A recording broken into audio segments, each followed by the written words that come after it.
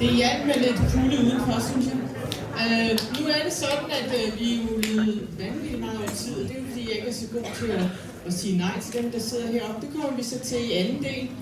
Der er 4, der kan svare. I den, der bliver spurgt, kan svare, og så må I give mig håndsoprækning, og så må jeg sige, og det er jeg nødt til at være meget konkret på her, Ulrik, John og Rikke, I er altså op på max af alle. Og der er nogen, der ikke har svaret lige så meget, så det kan godt være. Det ved jeg da godt, Ulrik John. Du bor jo også i Ganløse, men der er alligevel ingen specielle særregler. Så vi bliver en lille smule mere, hvad skal man sige, hårdfaste. Og det, der også kommer til at ske, det er, at hvis I svarer for lang tid, så ringer jeg med klokken. Okay. Over til Rikke. Ja, så er vi nået til det tredje emne i dag, og det er sundhed, ældrepleje og personer med særlige behov. Og når vi i Ganløse snakker om sundhed, ældrepleje og personer med særlige behov, så snakker vi blandt andet om, der er flere beretninger fra borgere om, at Egedal Kommune ikke giver personer med særlige behov den støtte, de har behov for og lovmæssigt krav på. Kvaliteten i hjemmeplejen, der får en næst sidste plads i Ældreministeriets brugertilfredshedsundersøgelse. Behovet for at tiltrække og fastholde kvalificeret personale. Og den kommunale prioritering af idræt. Det er allerede blevet nævnt heroppe af Christian. Men Danmarks Idrætsforbund giver Egedal Kommune en næst sidste plads blandt 93 kommuner for deres indsats inden for idræt.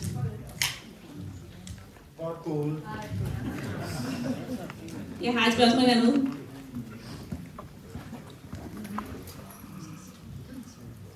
Hej, jeg hedder Simon. Mit spørgsmål er til hr. Peter Frejsleben og mulig fru Vicky Holst Rasmussen.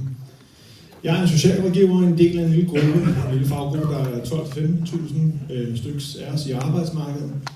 Den nye beskæftigelsesindsats, som nu er i gang, sætter fagligheden mere fri i forhold til regler, sanktioner og meget mere enhedsvurdering, som tilpasser den enkelte sygemeldte og eller arbejdsløse. Den nye beskæftigelsesindsats skal også samtidig spare, og selvom der er samme kerneopgaver, der skal løses. Mit spørgsmål er, hvordan sørger vi for en værdig beskæftigelsesindsats, som hjælper borgere, som har brug for en indsats inden for et område, der er ramt af mange reformer, hvor arbejdsmiljøet samtidig er med til at gøre, at fag som socialrådgiver er mindre søgt ind på, og det har store konsekvenser for de udsatte borgere især, når der er de bedste styks, der siger det. Det er mit spørgsmål. Tak for spørgsmålet. Meget præcist. Jeg har jo, som jeg sagde, ikke siddet i byrådet, og derfor er jeg ikke inde i detaljer omkring det her. Så vi er nødt til at acceptere et svar fra mig, som bliver sådan lidt mere rammebetinget. Omkring det første, eller det midterste, du sagde omkring at rekruttere medarbejdere, så kan man sige, noget af det, jeg har hørt meget af den her valgkamp, det er, hvor svært det er at tiltrække de rigtige medarbejdere til Egedal Kommune. Og det er svært. Jeg har siddet i en virksomhed, hvor vi skulle rekruttere IT-medarbejdere, og nogle af jer ved, at det er altså heller ikke nemt. Og det betyder, at man er nødt til at bruge nogle af de værktøjer, der er i værktøjskassen, med at skabe et passende tilbud til ens medarbejdere i forhold til, i det her tilfælde bliver det konkurrenterne, det er nabokommunerne og andre ting. Så det betyder, at man er nødt til at lave nogle pakker til medarbejderne, som gør det attraktivt. Det er jo selvfølgelig sådan noget med at videreudvikle, det er noget med, og nu ved jeg for eksempel, at Egedal har lavet på skoleområdet, har lavet sådan en mentorordning, eller en startlægeordning, som for eksempel er ret succesfuld, og hvor Egedal derfor har øget deres rekrutteringsprocent, eller forbedret deres rekrutteringsprocent over de sidste 3-4 år. Så noget er rigtig positivt. Så det er den del af det, og jeg tror, man skal have selv løn, tror jeg, man er nødt til at have med ind i det. Det er jo altid pudsigt, at man i det offentlige ikke heller kan give bonus til de allerbedste medarbejdere. Sådan nogle ting kunne jeg godt tænke mig at arbejde lidt mere med. Den anden del af det, undskyld, jeg er nødt til at svare, det er selvfølgelig, at man er nødt til... Nå, det er måske ikke sådan til at svare. Beklager, undskyld.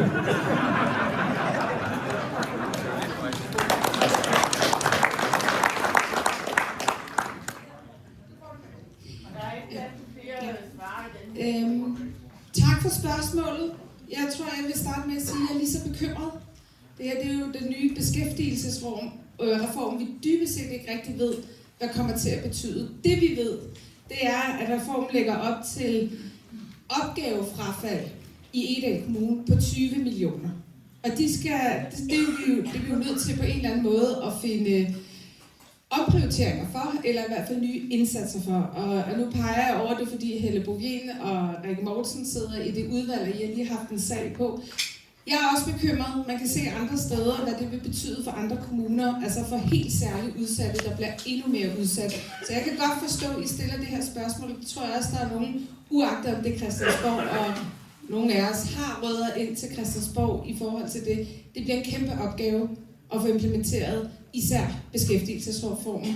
Og nu er det også sundhed. Der kommer også en sundhedsreform, som vi også skal implementere. Så der ligger ikke kun lokale opgaver, der ligger nogle meget store nationale opgaver, som får meget stor lokal betydning for os. Men jeg er lige så bekymret. Jeg kan faktisk ikke svare dig konkret, fordi vi ved det ikke helt endnu.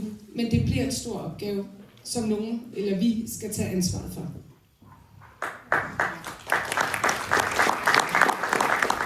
Alle kommuner står med den her udfordring. Et af bliver ramt lidt hårdere, fordi vi har en god socioøkonomi. Så de tal, der er lagt ind som forudsætning, der bliver vi simpelthen bare ramt lidt hårdere. Så den snak, vi skal have med hinanden, det er, hvordan skal vi organisere os omkring det her? Og skal vi stadigvæk beholde flere penge på området, end det, der egentlig sådan objektivt bliver fjernet? Så er det et andet spørgsmål i forhold til socialrådgivning. Der har vi haft et debatindlæg, Radikale har haft et debatindlæg ud her i valgkampen, i forhold til, hvordan vi kan gøre det mere attraktivt at være socialrådgiver i. Og det handler blandt andet om færre, altså vi laver selv færre sager på bordet. Det handler om noget i forhold til faglig sparring. Og så handler det også om den der berømte egenkompetence, altså muligheden for os selv at kunne lave nogle afgørelser. Det tror jeg er altafgørende for, at vi kan tiltrække og fastholde de dygtige socialrådgivere også i dag, for det har vi haft svært ved.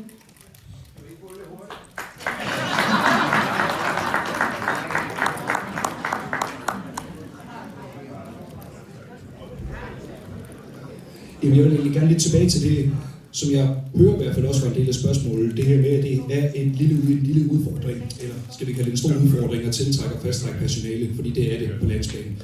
Men vi er jo også nødt til at anerkende, hvis vi hver gang har en udfordring, siger, at det er på landsplan, så kommer vi ikke længere. Man kunne jo virkelig tænke ind i at sætte pris på vores yngre mennesker. Jeg kan fortælle, jeg ved godt, det er over noget andet, men det er bare den bedste sammenligning, jeg har. Jeg havde aldrig lært matematik, hvis ikke der var en gymnasieelev, der havde sabbatår.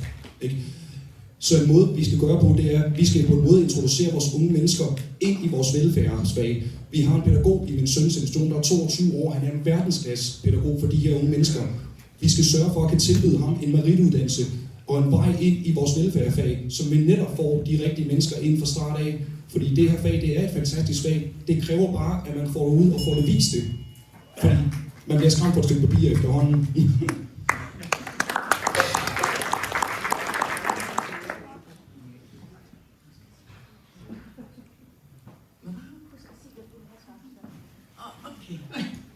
Jeg hedder Karen, og jeg kunne godt tænke mig at spørge lidt omkring det her med ældreplejen. Der blev snakket noget om, rekruttering til sosu'er, og der blev snakket noget om, at vores målinger viser, at vi har det rigtig skidt. Jeg vil ikke give helt ret. Noget af det viser, at vi har det rigtig skidt i hjemmeplejen, men andet viser også, at det kører rigtig godt. En af de ting, som jeg tænker, der er vigtigt for mig, der har noget at gøre med, hvordan gør I det i forhold til at have fokus på ensomhed? Fordi hjælpen foregår så hurtigt, der kommer så mange mennesker. Hvordan kan man sikre, at alle, som arbejder med ældre, også er opmærksom på, at der måske sidder ældre i små huse, som er ensomme. Og det er til Birgitte i første omgang.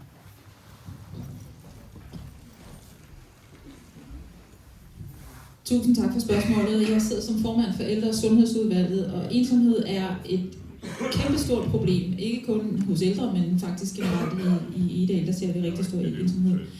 Der, hvor jeg egentlig er allermest bekymret, det er faktisk ikke for de ældre, der får besøg. Det er faktisk for dem, som ikke får besøg. Dem, der sidder alene i deres huse, og er egentlig ganske velfungerende, men har måske ikke lige haft et behov igennem årene, og hvordan er det, vi kommer ud og rammer dem. Og det er jo virkelig et stort udfordring, som vi er nødt til at tage seriøst. Vi er nødt til at have en eller anden måde ind, om det så er via læge eller foreninger eller noget, vi kan prøve at gøre det. Jeg ved, at hjemmeplejen er rigtig opmærksom på, at der, hvor de kommer ud og besøger folk, der kan man ligesom puffe dem lidt til at sige, I skal med til det her, og der er de her forskellige tilbud, vi har. Jeg ved også, at vi er ved at arbejde med inde på kommunens hjemmeside, der kan man gå ind og se, hvad der er af forskellige foreninger og initiativer, der er i kommunen, hvor man kan melde sig til. Men vores problem er at komme ud bredt. Og der ved jeg, at I fra Seniorrådet har jo også rigtig gerne vil have jeres blad, som bliver sendt ud til borgere over 60 år, der, med de tilbud, der er. Så det kunne være en mulighed.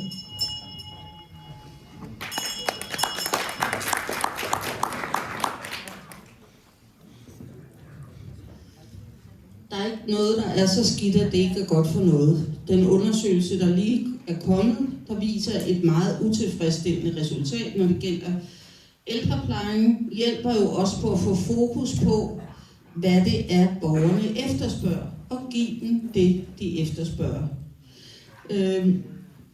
Ensomhed er en del af det gode, altså gør noget ved ensomhed, gør noget for det gode liv. Det gør noget for sundhed, det gør noget for trivselen. Jeg er rigtig ked af, at et flertal i den indeværende periode har sparet ret meget på ældreområdet, når det gælder rengøring, når det gælder tøjvask, når det gælder klippekort. Vi lytter alt for lidt til, hvad de ældre har behov for.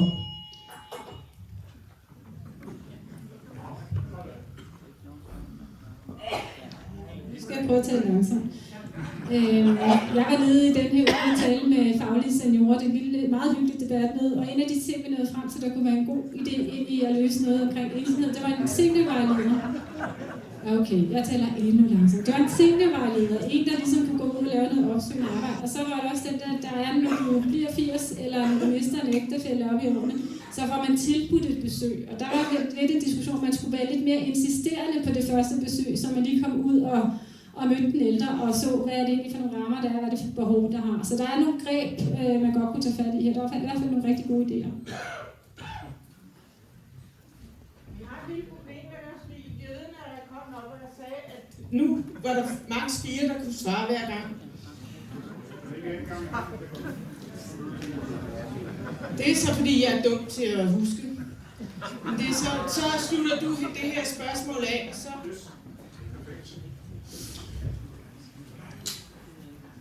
Jeg vil bare sige, at det her det er jo enormt svært, når man taler om ensomhed, og sige, hvad gør man for ligesom at komme det til livs? Fordi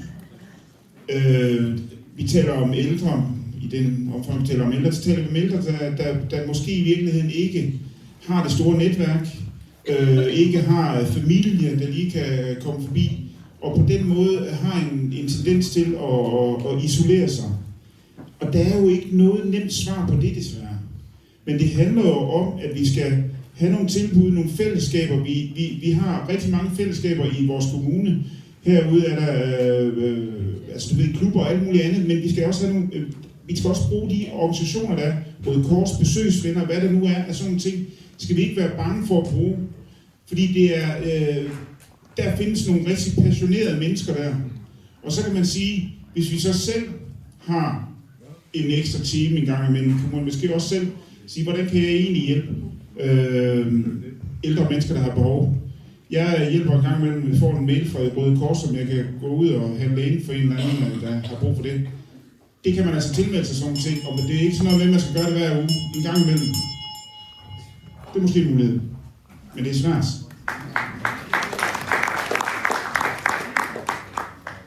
Nu har jeg et spørgsmål for salen, og Anne-Grethe, der er 2 mere, der har markeret, så... Jeg skal nok prøve at se, om jeg er i stand til at stoppe interessen heroppe for at svare. Jeg vil gerne spørge moderatorerne om, hvad de har tænkt sig at gøre for at komme højere op på den der elendige liste, som vi står på for idrættens undersøgelse. Ja, det er ikke kønt. Men jeg bliver også nødt til at sige, at det er altså ikke sådan, at vi ikke gør noget for idrætten. Over de seneste 4 år har vi faktisk investeret både i renovering, men også i nye tiltag for over 50 millioner. Så det, er ikke, altså det kommer til at se ud, som om vi aldrig nogensinde har brugt noget. Og jeg bliver også nødt til at sige, at jeg har også været hernede og se det her i foråret. Jeg har bare ikke hørt om, at det stod så galt til.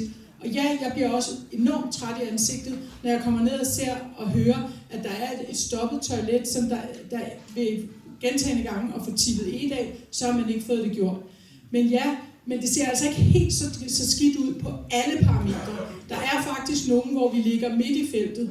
Så det er klart, samlet set, så kan vi ikke være tilfredse med en sidste plads, eller sidste plads, tror jeg det er.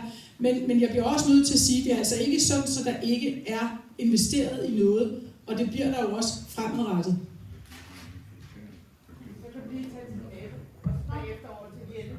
Ja. Altså, jeg må nødt til at sige, at det handler jo om, at man, altså idrætsfaciliteter og sådan ting, det handler jo om, at man har haft en strategi, og det er ikke det her byråd, det er flere, det går langt tilbage med, at man har bygget, men man har glemt at sætte penge ind til renovering. Man har simpelthen ikke renoveret. Altså, det er jo det, der er problemet, ellers har vi ikke haft et efterslæb på 1,2 milliarder. Sådan er det bare. Og der er vi jo nødt til simpelthen at sige, at vi har et ansvar for de bygninger, vi har. Vi har et ansvar for skole, vi har et ansvar for idrætsfaciliteter. De kræver penge. Og problemet er, at det er kommet så langt ud, at det kræver så mange penge, som vi slet ikke har. Så man skal tænke ud af boksen. Men det er jo fordi, man ikke har gjort nok.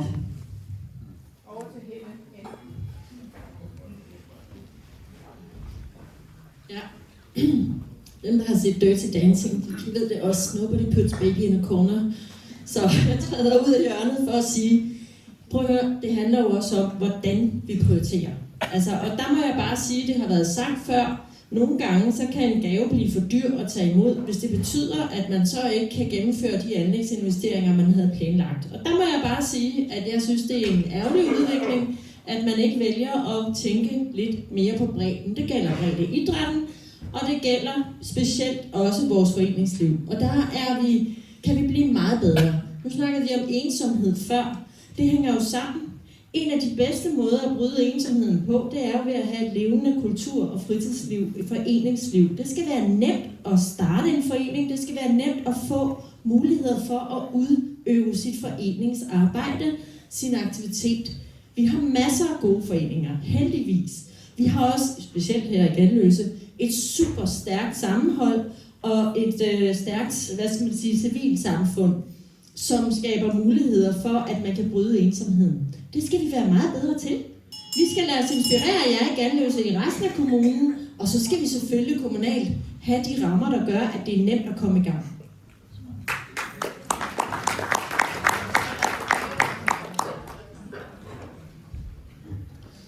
Altså en løsning kunne være, at der skal sættes nogle flere ressourcer af, også inden på rådhuset på det område her. Det kunne for eksempel være, at det kunne være rigtig rart at støtte de frivillige initiativer, vi har længere, fordi vi har så mange fantastiske ildsjæle, der ønsker det bedste, men det hjælper ikke, hvis man ikke får en håndsoprækning. Tit og ofte kunne det være regnskabstekniske ting. Det kunne måske være fedt, hvis der var en, man altid kunne få fat i en central fra at sige, det her det sidder og driller lidt med. Og det kunne måske være en ansat, der altid stod til rådighed i de lidt ydertimer, og så skulle den ordning selvfølgelig gå på tur. Jeg går ikke ud fra, at man som ansat kunne finde på at søge ind i det område, hvis ikke man havde en interesse i at støtte alle de lokale initiativer. Det kunne være en. Og til slut er jeg nødt til at sige, det hjælper ikke længere at sige, undersøgelser er bygget på de områder. Det er ikke første gang, den er kommet. Nu må man simpelthen anerkende, at vi har et problem, og den er ikke længere.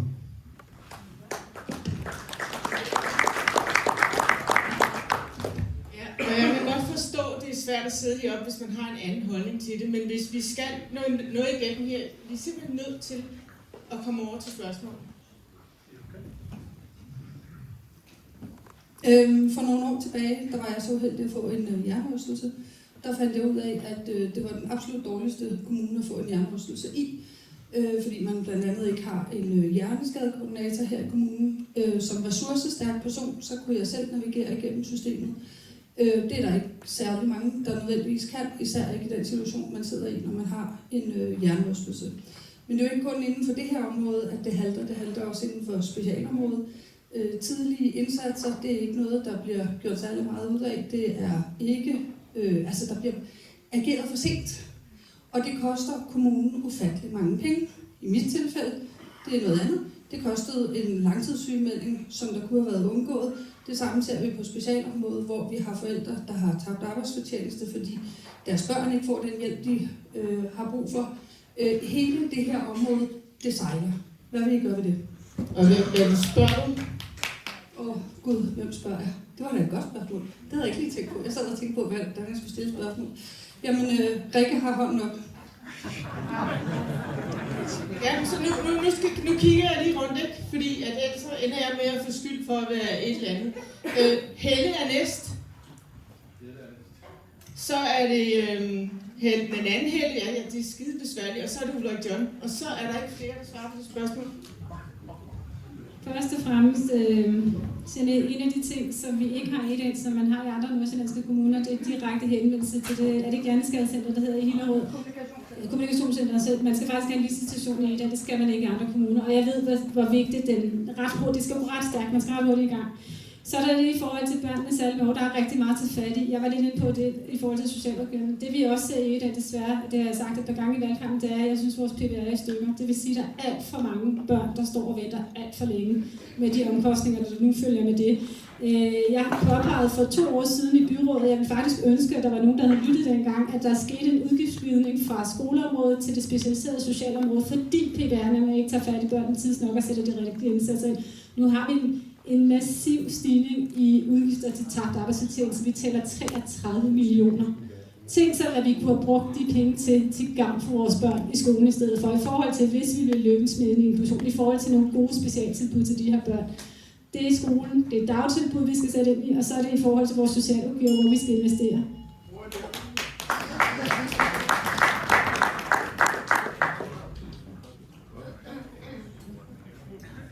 Jamen SF's politik, det er jo, at vi skal arbejde med, vi skal investere i vores velfærd, og vi skal arbejde med forebyggelse, fordi det er der, vi sparer pengene. Vi er jo, hvor vi er, fordi vi har truffet nogle valg om at udskyde, blandt andet investeringerne selvfølgelig i vores bygninger, det har været meget inde på, og derfor har vi et efterslæb der, men det har vi også på det her område, fordi vi simpelthen ikke har været gode nok. Og så kommer vi ikke udenom, at det er vores dagtilbud, det starter der. Hvis vi hurtigt tager hånd om den enkelte elev, den enkelte dagtilbuds, altså barn, og ser, at der er behov for en indsats, og få forældrene med, så kan vi jo meget hurtigere følge borgeren, og dermed få lavet den indsats, der er nødvendigt tidligt, så vi ikke skal samle op på bagkanten. Det er nemlig alt for dyrt.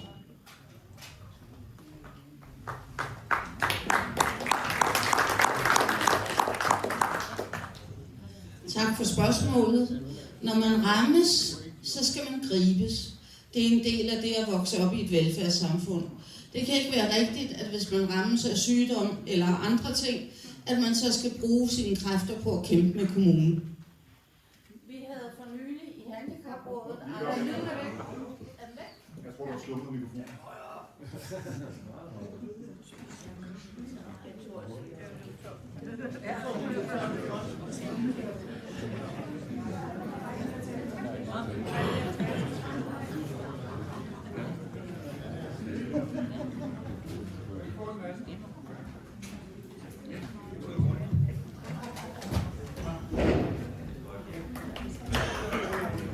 Tak. Og nu er jeg jo lidt bange for klokken, så jeg siger helt kort. Med Handicaprådet havde vi besøg af Kasper Erik, som er digter, samfundsrevser og selv handicappet. Han sagde, hans drøm er, at bare én kommune i et halvt år gav borgerne det, de efterspørger. Uden forviklinger, uden at skulle prøve alt muligt andet først, og uden at der bliver stillet tvivl om socialrådgiverens faglighed. Jeg har det ønske, at Egedal bliver den kommune, der kommer borgerne i møde, når de har behov for hjælp.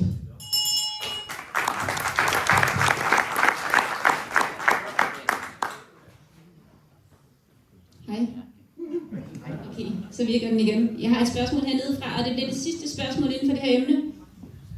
Jeg hedder Just. Jeg er flyttet til Ganløse her for et par år siden, og nyder at svømme i den lokale svømmeklub. Jeg måtte til min gro konstatere, at hele svømmebadet var på sparkataloget her for kort tid siden. Så det var oppe på Rådhuset med til budgetmøde og protestere og sammen med et par stykker fra det vandfitnesshold, der er. Og så viser det sig, at det er en skueproces. Der var egentlig ikke noget, der var behov for at spare på. Det var sådan set bare, fordi det enkelte udvalg skulle finde x antal kroner, så var der nogle kloge embedsmænd, der fandt noget, der skulle spares på, apropos foreningsliv, apropos idræt, apropos forviklinger. Så håber vi jo på, at der kommer et bedre samarbejde og en bedre proces og en bedre inddragelse i kommende periode, så derfor får Bo lov til lige at svare på det her.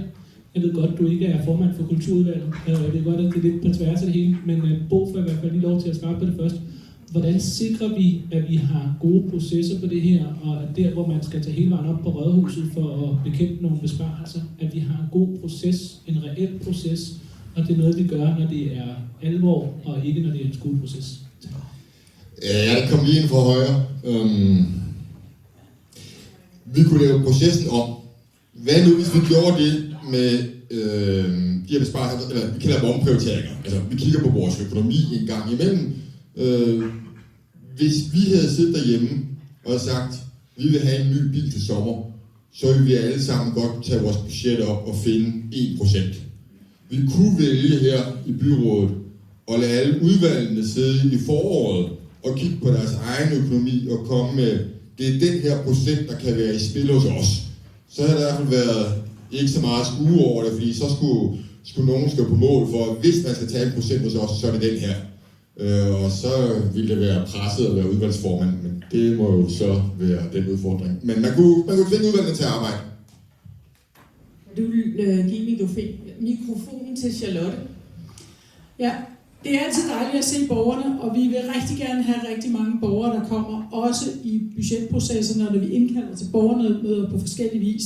Men jeg bliver nødt til at sige, når vi nogle gange ser det her, for 2 budgetter siden, tror jeg det var, der var det Ganløse Bibliotek, det har også været Ølstykke Bibliotek, så nogle gange kommer de her ting. Jeg vil bare påpege, også når vi ser de her forfærdelige undersøgelser hed og did, vi har slet ikke snakket om kulturområdet, hele vores arkiv og vores lokalhistorie taler vi aldrig om, vi taler kun om idrætten, og hver gang vi taler om det, så skal vi bare huske, når vi sidder heroppe og er kandidater, eller sidder i byrådet, Egedal har nogle af de aller laveste budgetter på biblioteker, på fritid, på kultur i kongeriget Danmark.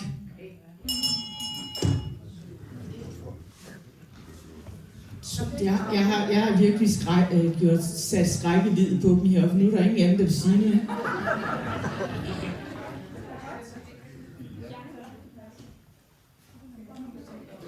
Hallo? Det passer mig helt fint, Anne-Grethe. Fordi vi vil gerne videre til næste emne, som er by- og boligudvikling. Og når vi gerne vil snakke om by- og boligudvikling, så snakker vi blandt andet om behovet for flere mindre boliger til ældre, unge og fraskilte.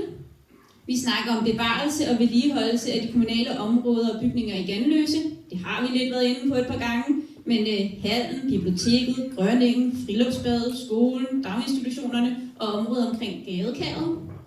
Så snakker vi om planerne for Kildedal Nordområdet, som vi også har været lidt inde på. Og så snakker vi også om, hvorvidt Ganløse skal udstykkes eller ej.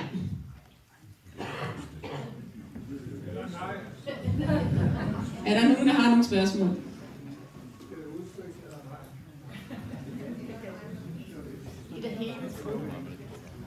Jamen, jeg tager den så, jeg bruger også for et lille spørgsmål til Birgitte. Nu har vi jo Ganløse, vi har tidligere talt om at Ganløse er en landsby og ikke en forstad.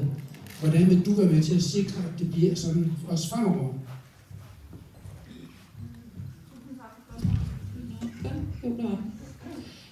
Tak for spørgsmålet. I det konservative går vi rigtig meget ind for at bevare og værne om vores landsbyer. Det er det helt unikke, som vi har her i Egedal. Ganløse skal ikke udbygges mere, men Ganløse, der er et behov måske for nogle mindre boliger, men absolut ikke udvidelse. Ganløse er for unikt et sted med det særpræg, der er herude, og med det landskab, der er ude omkring. Så det vil vi i hvert fald kæmpe imod, at der skal ske noget der. Ja, der er desværre allerede taget. Jamen spørgsmålet går blandt andet på udvikling, men seniorboliger, det er vigtigt. Nogen kan finde på, at man laver en ny bydel ude på en mark, så flytter en masse seniorer derud, og 20 år senere, så er der et plejehjem til. Seniorlivet skal være i de byer, hvor vi bor, de områder, hvor vi allerede bor.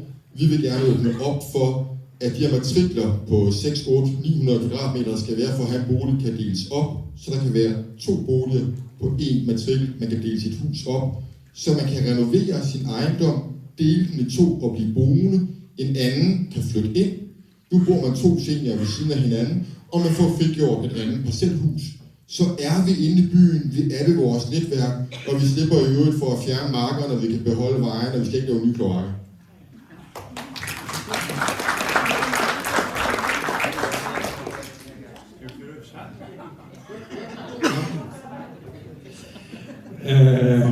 Jeg er enig med Bo i, at Ganløse skal have Ganløsespræg. Jeg tror, man er nødt til at kigge på nogle befolkningsprognoser og se, hvad der er brug for. Og så vidt jeg kan se, så er der nok brug for nogle lidt mindre ældreboliger, sådan at vi kan skabe den dynamik, at ældre kan flytte i ældreboliger, og så kan de flytte ud af deres parcelhus, så kan vi få nogle nye børnefamilier. Og det tror jeg øvrigt for ligesom at aggregere det lidt, så tror jeg det samme gælder for Idal, men som kommune. Men den meste byudvikling skal ske langs S-toget.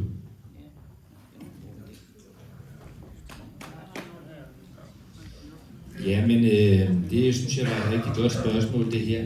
Skal Ganløse udbygges, skal ikke udbygges? Vi har lige haft en planstrategi, hvor vi har været rundt i samtlige mindre bysamfund i hele Egedal Kommune, også her. Vi har lavet en kommuneplan. Jeg har sådan set som formand for Plan- og Byudviklingsudvalget stået i spidsen for det sammen med andre gode folk. Vi har jo diskuteret det her på over 22 borgermøder rundt omkring i kommunen, og der er, det vi hører hver gang, det er, at vi har brug for senioregnede boliger. Fordi at vi har rigtig mange store parcelhuse, vi har også mange lejligheder inde i de lidt større byer, men det, som der er efterspørgsel på, det er nogle mindre huse. Ganløse har jo sagt, og der er jo lavet en lokalplan, eller en kommuneplan, har jo sagt, men ønsker ikke, i hvert fald på nuværende, at der skal bygges ud. Så må vi jo se, hvordan det går senere om 20 år eller 10 år. Men altså lige nu, der har man sagt...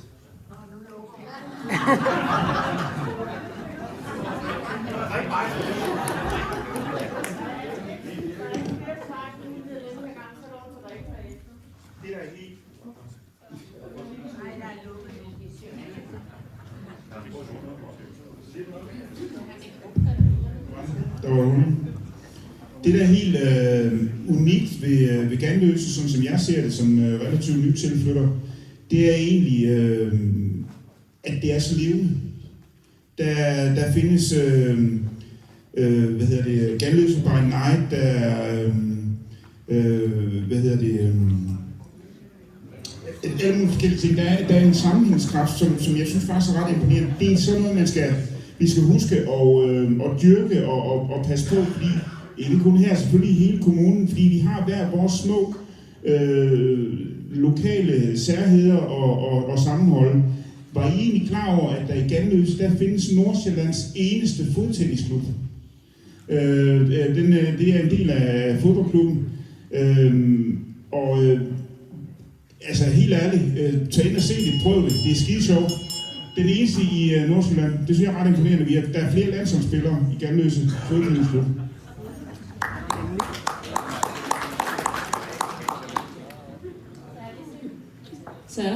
Så er vi simpelthen i den fantastiske situation, at politikerne har været så gode til at svare på spørgsmålene, at dem, der havde hånden op, har fået deres svar. Så er der nogle andre, der har et spørgsmål inden for det her område?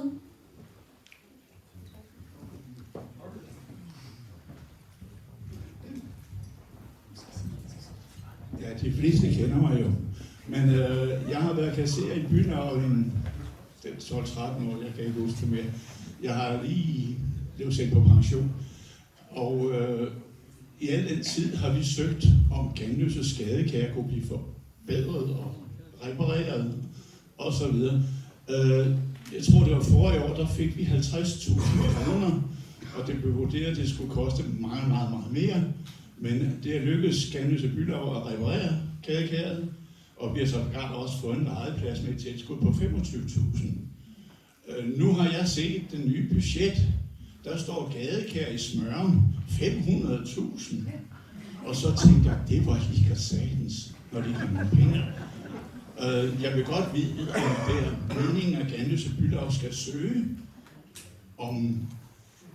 at få et bidrag her på 100.000 måske, så vi kan komme videre, for vi mangler jo Forden og alt muligt andet. Tak.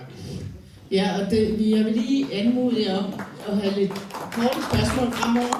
Og vi starter. Hvem var det, du ville stille et spørgsmål til? Ja, det ved jeg ikke, men jeg ved ikke, der var den. Jeg har diskuteret i øvrigt med lokalpolitikere. Hvem skal have spørgsmålet? Det var Bo, tror jeg, som fortalte mig, at gadekæret ikke skulle laves, for det var en sø. Og så jeg skal du ikke skifte navn til Ganløse Sø. Nej. Det er rigtigt, gadekæret er registreret som en sø. Det gælder alle vores gadekærer. Men jeg kiggede på Vicky og lovede, hun svarer for det budgettet, fordi at der står noget andet i budgettet. Der står nemlig ikke, at det kun er et gadekær. Der står det dem alle sammen. Tak. God. Det vi har aftalt, det er, at vi ønsker at forskønne vores smukke gadekær. Vi afsætter derfor en pulje på 500.000 i 26-27 til finansiering af oprensning. Så det er jo det er ikke 500.000 til et enkelt gadekær. Det er jo for at få kortlagt, hvor mange gadekær, hvad er det for en tilstand, de er i, så vi kan få løst nogle af de udfordringer, der er. For ellers så tænkte jeg også, det var sådan lige massivt nok. Så det er dem alle sammen? Så du kan give den til Ulla og Jørgen? Nej, er vi enige? Skal jeg have den? Tak, Vicky. Jamen, det er rigtigt, at bylaget her har gjort et fuldstændig fantastisk arbejde allerede med at renovere Ganløse gadekær. Vi har rigtig mange gadekær rundt om i hele Egedal Kommune, også i de andre små landsbyer, og derfor gik vi til budgettet, både sidste år og også årene før, for at få den her gadekærspulje. Der er heldigvis et enigt byråd, der har besluttet det her. Jeg vil også godt lige kvittere, at specielt Venstre har bakket rigtig meget op om det her også, så bare mere, at der havde vi i hvert fald et rigtig godt samarbejde omkring det i forbindelse med budgettet. Spørgsmålet skal bylaget søge. Ja, men vi bragte det ind. Så er vi nødt til Rikke. Ja, her. Ja, i forhold til byudvikling, så vil jeg godt spørge Peter og Rikke, hvilke sådan, klimatiltag I har gjort jer, eller har tænkt jer at gøre i forhold til at så gøre det klimavenligt godt. Ja.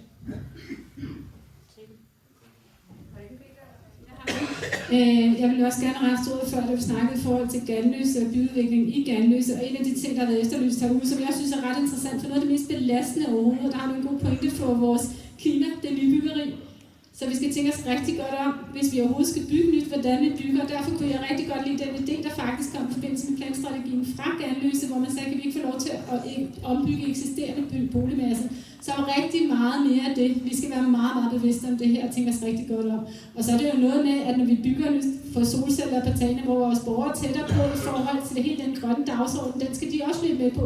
Helle var lidt inde på et lille greb før i forhold til sådan noget med noget grøn transport, og man kører med hinanden. Alle de der ting, vi skal blive meget bedre på det her område. Vi skal have borgerne tættere på i forhold til det, og vi skal tænke os rigtig godt om, når vi bygger nyt. For det er det mest klimabelastende, vi overhovedet kan gøre.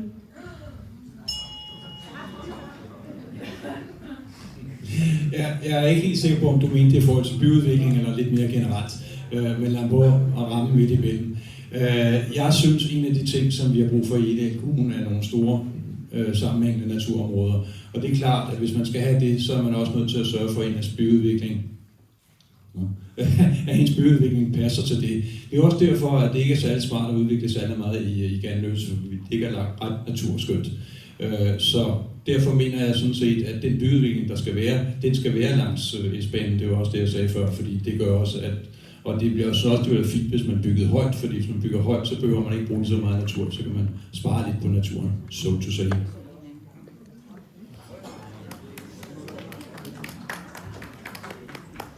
Tak for spørgsmålet. Den mest klimavenlige bygning, det er jo den, vi ikke bygger. Der er bygget i meget høj hast her i Egedal Kommune, og der er ikke taget de nødvendige hensyn til natur og klima, som du efterspørger. Altså i Enhedslisten mener vi, at der skal være et klimaregnskab på hver eneste byggeri. Og vi vil gå så langt som, at lige nu er der ikke behov for at bygge flere boliger, der ligner dem, vi har. Vi mener, at vi skal stoppe for byggeri, bortset fra det, der er akut behov for. Det er de små, billige boliger til vores udsatte borgere, og det er seniorvenlige boliger. Vi skal simpelthen skåne naturen og tænke langsigtet i det hele taget. Og så sidste kommentar, og så går vi til næste spørgsmål. Ja, jeg tror Helle, hun sagde lidt af det, jeg vil sige. Men ja, almene boliger kan jeg tilføje. Vi skal have boliger, som alle har råd til, fordi der har været et problem med mobiliteten i vores boligmasse længe, fordi vi har manglet de boliger, og selvfølgelig skal vi også have en, der kan gribe folk, der står og skal flytte fra en stor bolig, har brug for noget mindre, måske ikke har økonomien til noget af det, der er blevet bygget, for eksempel i Egedal by. Så vi skal være meget mere strategiske i vores byplanlægning, og vi skal selvfølgelig også have en politik for vores arkitektur. Det har vi stadigvæk ikke. Det har vi stadigvæk til gode at få, selvom vi var nogen, der i hvert fald satte det i spil.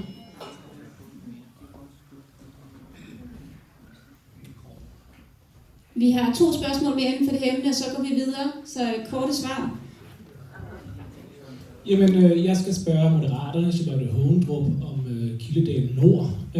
Jeg har bemærket et Facebook-opslag, som jeg læser det, taler varmt for en militærbase i Kildedal Nord. Det har været misforstået et eller andet. Det lød som om, det skulle være visionært. Vi har allerede jeeps, der kører på farvej. Jeg tænker, det er militærets.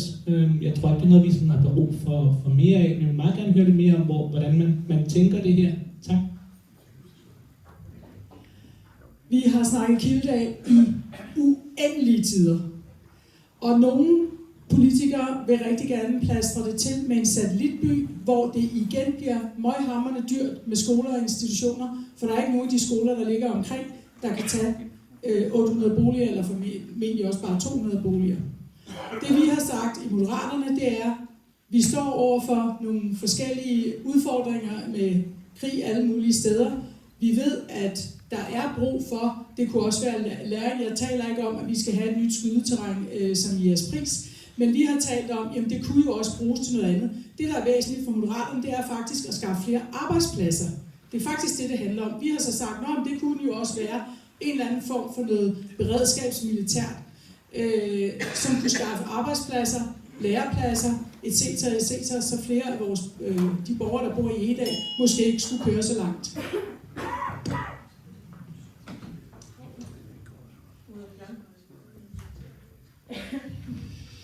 Ja, men jeg vil også godt lige knytte en kommentar. Vi er ikke nødvendigvis for, at der skal ligge en kaserne Kildedal Nord. Vi er kommet med et ambitiøst projekt om, at der skal ligge et erhvervscampus, og ikke med tung industri, som der er blevet skrevet i et læserbrev, men med innovative virksomheder, og hvor man også tænker det grønne ind. Det kunne eventuelt tage udgangspunkt i noget af det, man har lavet op i Hørsholm, der hedder Forskerparken, som er et fuldstændig fabelagtigt område, og som er kendt nærmest i hele verden på grund af deres innovative måde at gøre tingene på. Vi er nødt til at sætte Egedal på landkortet, og det her, det ligger godt og strategisk, og det er i hvert fald noget af det, vi gerne vil arbejde for.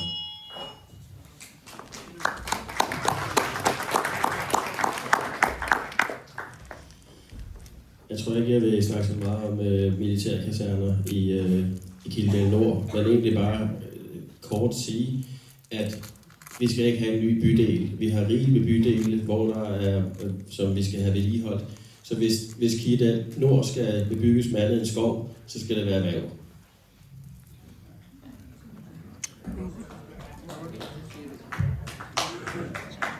Hvor står Rikke dernede? Det er egentlig mere en kommentar. Jeg hedder Jens Søndergaard. By- og boligudvikling hænger jo rigtig meget sammen med livskvalitet. Og vi er jo faktisk så heldige i det her land, at vi har en fond, der hedder Realdania, der har lavet en kæmpe stor analyse. De har udgivet en bog, der er så fed, der hedder Livskvalitet, baseret på 120.000 svar fra en masse danske borgere. Og nu er vi så heldige, at en del af jer bliver forhåbentlig valgt ind i byrådet. Og jeg har faktisk lavet en aftale med Realdania om, at de rigtig gerne vil komme ud og besøge jer i det nye byråd, når I sidder i starten af januar, og give jer en session omkring deres analyse, og hvad det faktisk er, der skaber mega meget livskvalitet for borgere, fordi de beslutter nu, skal jo også gælde for borgere, når alle os gamle er væk. Så hvis I er friske på at få besøg af nogen, der ved rigtig meget om boligvigtig livskvalitet, så ræk fingeren op, hvis I er med på at få besøg af Realdania-fonden. Jeg siger tak.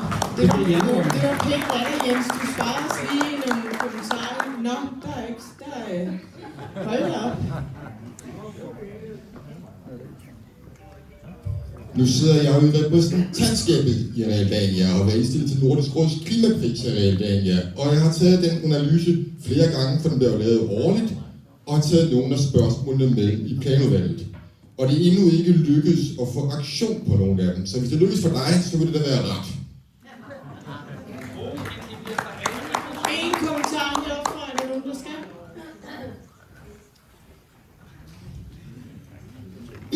Når vi taler by- og boligudvikling og Kildedal Nord, så har jeg det sådan, at vi bliver nødt til at se det i en helhed. Og det er som om, vi glemmer, at Kildedal Nord jo er helt særegen, fordi det faktisk ligger klods op af sådan en tange af Ballerup Kommune. Og Ballerup Kommune, de har rigtig mange planer om, hvordan de vil udvikle Kildedal Nord. Når jeg ser på den del af kommunen, så synes jeg, det vil være oplagt, at vi samtænker det. Jeg har tidligere lavet et udspil over for Vicky, omkring hvordan vi kunne måske ovenikøbet i samarbejde med Ballerup udvikle den del af kommunen. De kommer til at bygge i højden, de kommer til at bygge rigtig mange både virksomheder, altså arbejdspladser og boliger der. De kommer til at bygge op i 9 etager af planerne. Og vi bliver nødt til at se på, om vi kan få skabt nogle synergier. Det der med, at vi har langt til arbejde, for eksempel, at vi bliver nødt til at lave erhverv i det område, det er jeg ikke enig i. Der er ikke langt til Ballerup. Ballerup har rigtig mange arbejdspladser. Og sidste kommentar. Ja, en hurtig kommentar til hele først fra sidst. Du siger, at vi ikke har en arkitekturpolitik. Vi har faktisk, da vi tiltrådte det her byråds sidst, der har vi lavet en arkitekturpolitik og kvalitet i udviklingen, som administrationen arbejder efter, når der kommer nogen, der vil lave noget. Så vil jeg bare sige, at før fik jeg ikke sagt, lige om lidt, så kommer der i offentlig høring, at Lise Lund, som ligger hernede, der kommer 11 boliger, og vi har faktisk gjort os rigtig meget umage med at få noget ind her, der har en ordentlig kvalitet til det, der det skal spille op imod. Så det synes jeg bare lige skulle vide. Over til Rikke. Så er det aftens sidste emne, og det er vores meget brede kategori andet. Den står til at skulle tage 30 minutter. Det korter vi nok lige lidt ned.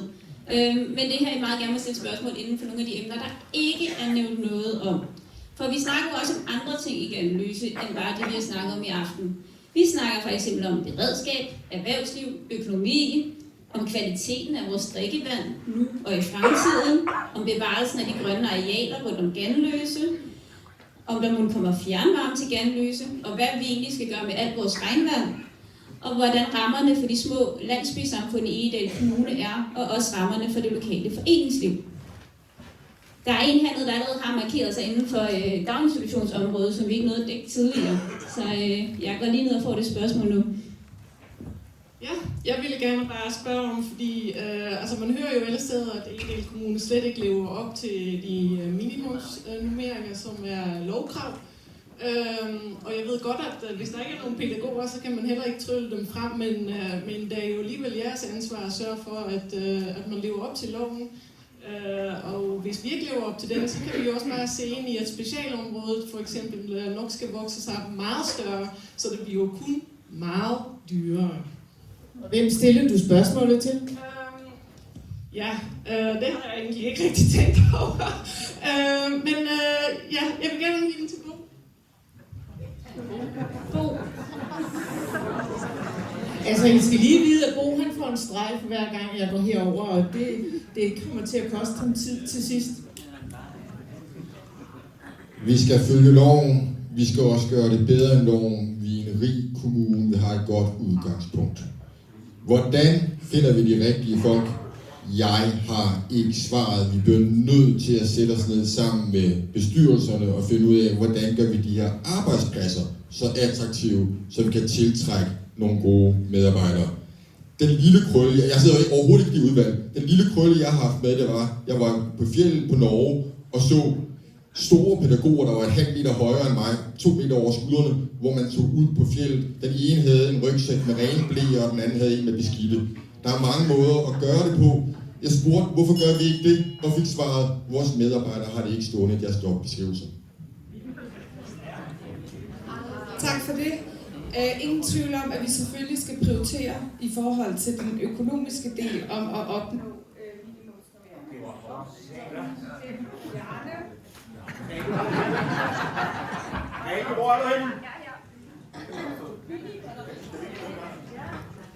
Vi snakker alt for meget.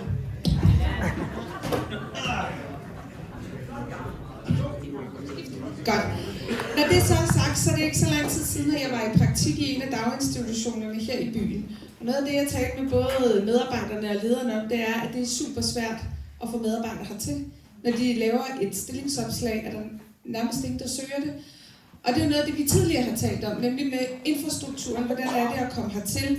Altså, jeg blev da noget bekymret, når lederen siger, at det er super svært at få nogen til at komme hertil, og når hun så endelig spørger, så er det fordi, det er svært i forhold til infrastrukturen. Det er en ting. At der så også er mangel på faguddannet personale, det synes jeg, så kan det godt være, at man siger, at det kun handler om Egedal. Nej, det gør det ikke. Det handler om hele Danmark i forhold til, at også på sosu-området og få uddannet, eller måske opkvalificeret. Lederen sagde også, at hun havde virkelig mange dejlige medarbejdere. De var bare ikke uddannet. Og så sagde hun altså, at jeg blev i hvert fald bekymret i forhold til, at vi har nogle bydele, hvor det kan være svært at rekruttere. Og det synes jeg også, vi skal have en strategi og samtale om. Jeg er lige nødt til at sige, at der er rigtig mange, der markerer, men vi kan jo ikke have alle til at svare hele tiden. Og det, der så sker nu, det er jo, at I nu må koncentrere lidt om, hvad I så tager med til jeres sidste minut bagefter, for der må jo være noget af det, der ryger ind der.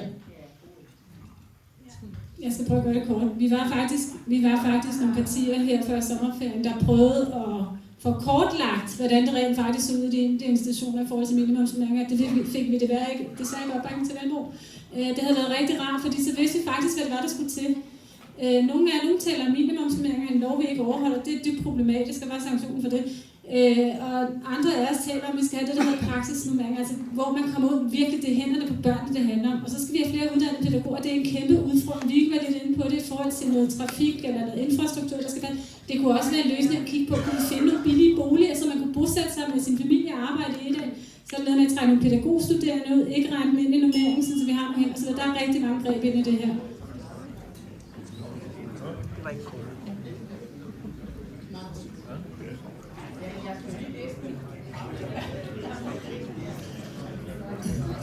Det vi skal være opmærksom på, det er jo, at vi er i benhård konkurrence med vores naboer. Og det er jo, så det handler jo om, at vi skal være attraktive. Det tror jeg godt, vi alle sammen er enige om. Men det handler jo blandt andet om løn. Det er vi nødt til at kigge på. Altså, det handler jo også om, at det er ikke kun løn. Det kan også være den pakke, vi tilbyder. Altså noget efteruddannelse, alle mulige ting. Som der er andre, der er bedre end mig til at vide, hvad det kan være. Men vi er jo nødt til at kigge på, hvad det er, vi tilbyder dem, vi gerne vil tiltrække. Fordi hvis vi bare ikke gør noget, så sker der ikke en skid. Så vi er nødt til at gøre det attraktivt at komme til Egedal. Jeg tror ikke så meget, det handler om. Det kan godt være, det også handler om det, om der er langt at cykle, eller at køre bil, eller hvad det er. Det handler om løn, og det handler om andre tiltag, som for eksempel efteruddannelse, og hvad der kan være sådan noget i den stil. Du går. Benhård. Det er fordi min gamle skolelærer, som sidder nede i salen, sagde, at jeg skulle ikke lade mig sådan manipulere.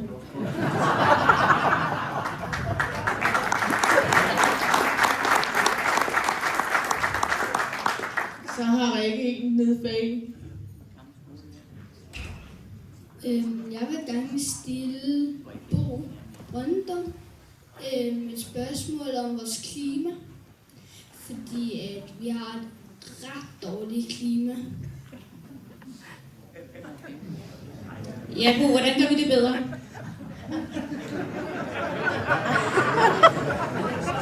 Den tager vi en anden gang. En kort bemærkning herovre fra Helle B, og så er vi nødt til at gå videre. Jamen, der er jo ingen tvivl om, du har ret. Vi skal gøre mere for klimaet. Jeg er 62 år, jeg holder den måske, men jeg vil jo også have, at du får en god fremtid med et trygt klima. Det handler om at bygge mindre og klogere, det handler om at ændre på trafikken. Der er så mange ting, vi kan gøre, også lokalt. Så du må godt binde mig op på, at det arbejder jeg for. Rikke? Rikke? Ja. Spørgsmål? Jeg har et spørgsmål her. Ja, jeg vil gerne høre, hvad er egentlig fremtiden for forsyning her i Ganløse? Fordi nu får vi ikke lokalaviser mere, så vi følger ikke så godt med på den led. Men hvad er planerne for? Skal vi fortsætte med at køre naturgas til næste 20 år, eller hvordan? Og Henrik, hvem stiller du spørgsmål til? Det er, ja, jeg kan se Bo vil rigtig gerne svare. Altså, nu har vi et lille problem, fordi Bo og Rikke og Ulrik John, I stikker fuldstændig af.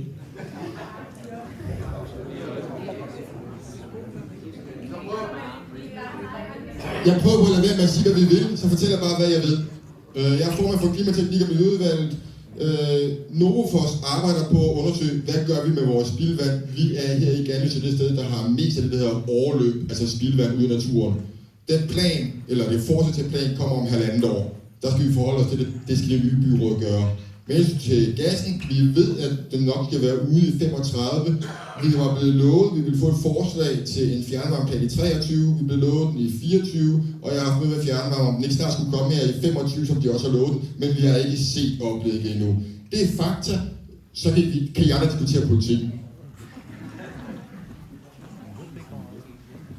Stort overraskelse. Rikke? Jeg ved ikke noget, jeg vil sige. Jeg tror, i forhold til omorganisering af fjernvarme, der var flere, der faktisk var bekymret for, at man så ville komme lidt bagerst i køben med de næste projekter. Er det ikke rigtig, Bo? Nu du er den, der ved rigtig meget om det her. Jeg ved ikke så meget om det her, men det kan jeg huske i hvert fald være en bekymring for flere af os, at nogle af de her projekter, blandt andet Ganløse, ryge lidt bag puljen.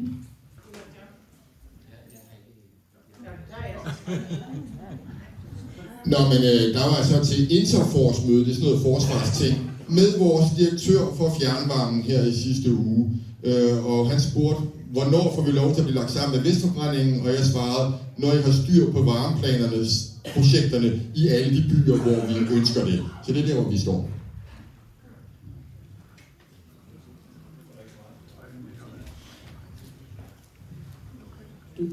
Du kunne også vælge at købe en varmepumpe. Det er faktisk den bedste løsning.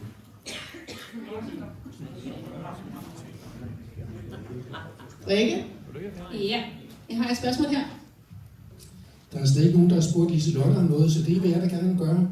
Liselotte, når nu du kommer i seniorrådet, hvad vi forventer, du gør, hvordan vil du så være med til at påvirke politikken i det enkelte fagudvalg? Ja, det vil jeg meget gerne være med til. Og det er jo sådan, at seniorrådet skal jo høres i alle ting, som vedrører de ældre. Og den vej ind kan man så gøre det. Og nu de eneste 2 ting, jeg sådan lige har hørt lidt om, der har været her i dag, det er rekruttering af sosu-assistenter.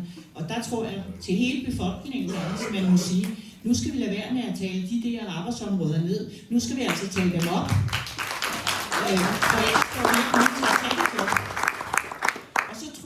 Og så ved jeg, at der er ældre, som er lidt bekymrede over, at de ikke altid kan forstå, hvad nogle af de der sosu siger. Og der tror jeg, at vi godt kan lave nogle små kurser for dem, vi har, fordi de kan godt forstå det danske sprog. De har svært ved at udtale det, og der tror jeg godt, man kunne lave nogle kurser eller nogle andre smarte ting.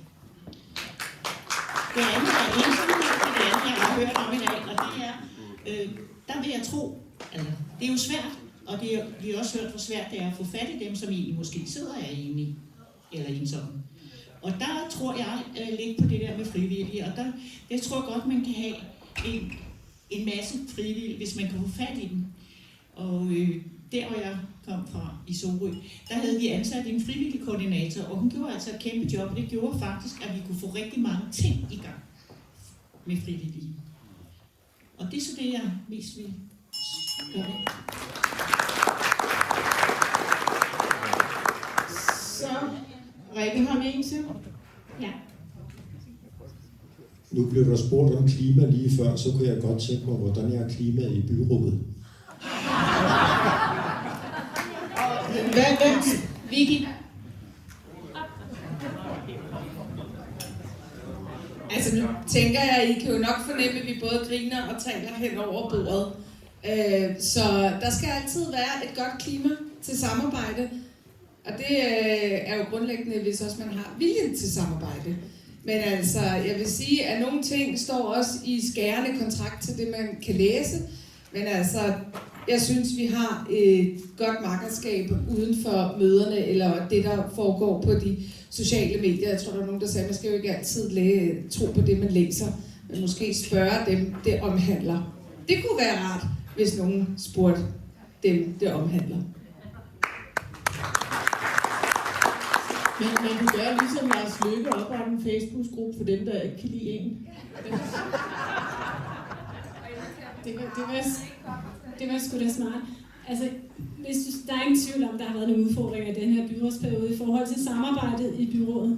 Det tror jeg er gået op for de fleste af os. Man kan se budgetter, hvor vi ikke har været en del, der har stået udenfor. Vi har haft en konsolidering, der ikke har været bred. Det vil sige, at der har været flere partier, der har stået udenfor. Det har altså skabt en lille smule svært klima. Og så vil jeg også sige, at en af de ting, jeg har været lidt ærgerlig over i den her periode, det er, at der har været rigtig meget politisk drilleri. Der har været rigtig meget, hvor det har handlet mere om, at vi lige kunne skubbe lidt til hinanden, eller signere hinanden lidt, end egentlig at varetage det, vi egentlig skulle varetage borgernes interesser. Så jeg vil sige, at jeg går ud af den her byrådsgruppe. Der er ikke nogen af mine kolleger, jeg vil lige sige, at der er ikke nogen, jeg ikke kan lide. Men jeg går ud af den her periode og tænker, at det kunne godt have været bedre. Og der skal ske noget andet, når vi når til 1. januar.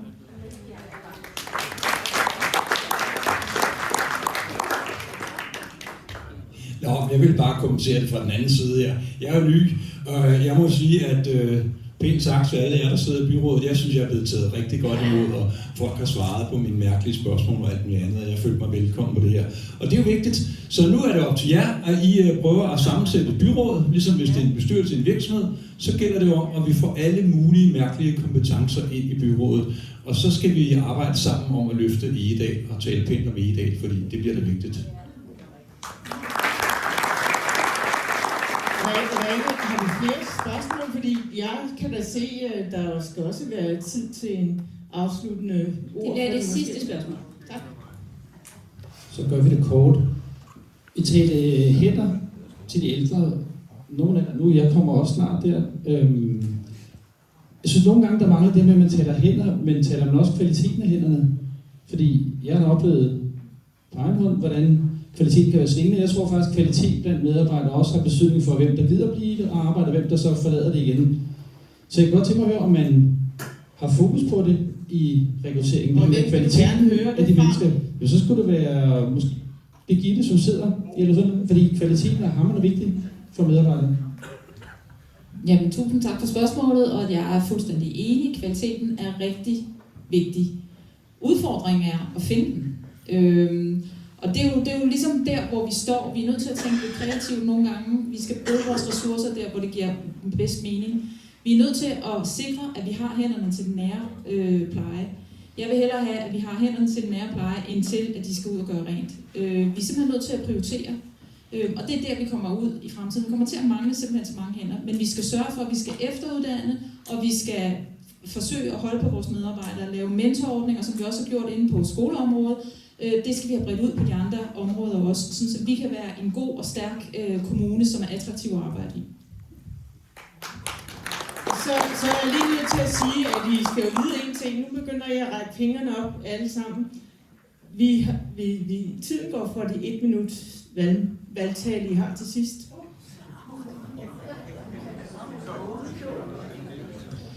Nej, men jeg vil bare sige, at jeg er fuldstændig enig med Birgitte i, at det er noget, vi skal kigge på, og at det er super vigtigt, at de ældre i Egedal Kommune, de føler, at dem, der kommer der, de også tager sig godt af dem. Og så må jeg bare sige, noget af det, vi også har sagt i Lokalisen Egedal, det er ikke nødvendigvis sosuerne, de skal pleje, det er det, de er gode til. Så må vi finde nogen, der kan gøre rent og andre ting, fordi det kan også være med. Regeringen kom faktisk med noget, hvor de sagde, jamen måske skulle vi have nogle filippiner noget op. Der har været tonsvis af au pair-piger, der har været, som er blevet sendt hjem, selvom de var integreret. Det kunne man have brugt nogle af dem. Det skal være kort. Der er jo ingen tvivl om, at når man kommer ud hos folk, specielt ældre, måske endda nogen, der er skrøbelige, og man er blevet visiteret til at få noget hjælp, så skal man også have den hjælp. Så handler det om, at hvis man bliver for eksempel visiteret til 10 timer, så har man 10 timers hjemmehjælp. Så skal der ikke være en eller anden støvsuger, der render rundt og laver tingene, som man jo selv skal betale for. Så det handler om, at vi bruger vores penge fornuftigt, og hvis man bliver visiteret, skal man have den hjælp, man har. Det kan være, at den ældre har behov for, at man sidder... Ja, det kan være, at den ældre har behov for, at man sidder og taler. Det kan også godt være. Altså det vigtige er sådan set at sige, det er meget lidt tid, man har. Det vigtige er at sige, at det skal være den ældre, der får den hjælp, den ældre gerne vil have. Så er det så sådan, at vi jo startede ved at trække lod om, hvor man sad. Og nu trækker vi så den modsatte vej, og så siger vi, at vi starter hernede. Og I har 1 minut, og klokken lyder, når der er gået 1 minut. Tak for det. Jamen, der er ingen tvivl om, at vi står over for en kæmpe udfordring. Vi har en befolkningsudvikling, der betyder, at vi får flere ældre, og vi har nogle velfærdsfag, som er misvedligeholdte, og det skal vi have gjort noget ved. Vi er nødt til at få skabt nogle bedre arbejdspladser på velfærdsområdet, så vi flere får lyst til at arbejde i den sektor. Vi står midt i en klimakrise, en naturkrise. Vi skal have gjort en forskel og investeret i vores natur.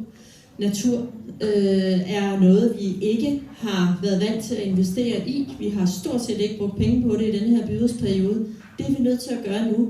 Fordi uden naturen kan vi heller ikke løse klimakrisen.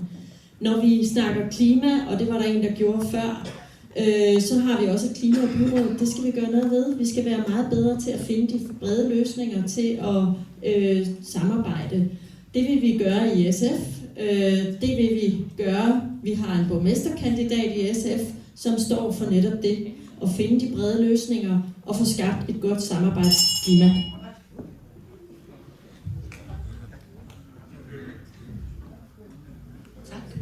Ja, når jeg nu bliver valgt, eller højst kan blive anden suppleant, og så vil jeg selvfølgelig arbejde for de ting, jeg lige har sagt her. Men jeg synes også, det er vigtigt at sige, at det er rigtigt, at vi bliver mange flere ældre, men vi bliver også meget mere friske, når vi er gamle. Vi kan have øje meget, meget, meget længere, end man kunne bare for 10 år siden. Så det er lidt vigtigt også at se på. Men jeg glæder mig frygteligt til det, og har meget mod på at give den en skalle, og jeg er ret sikker på, nu kender jeg allerede nogle af dem, som også stiller op, og nogle af dem, som har siddet i forvejen, og er sikker på, at vi kan få et rigtig godt samarbejde i det der nye ældrerum.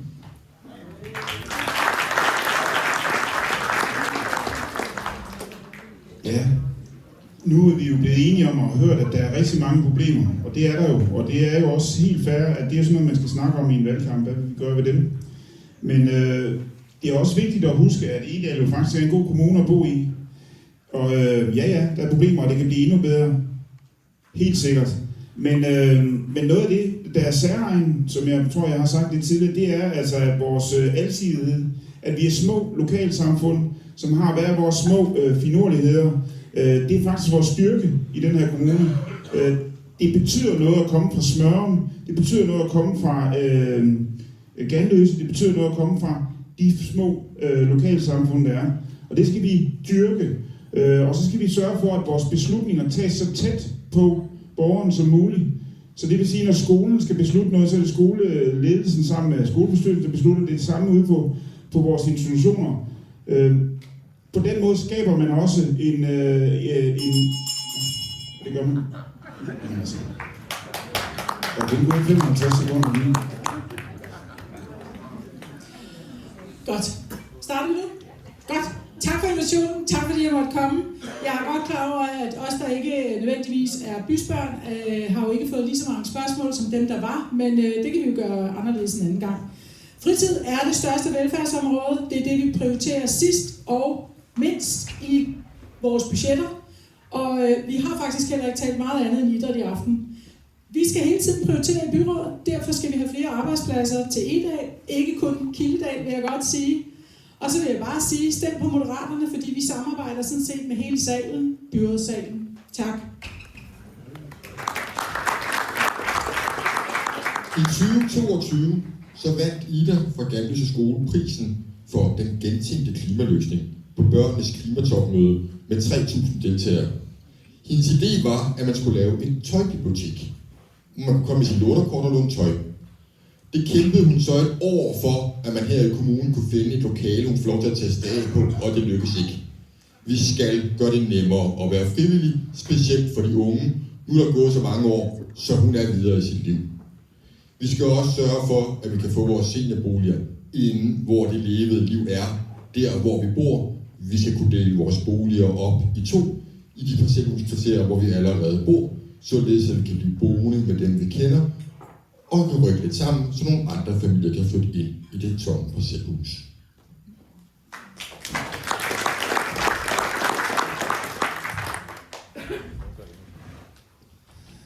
Jeg har et unikt tilbud til jer alle sammen.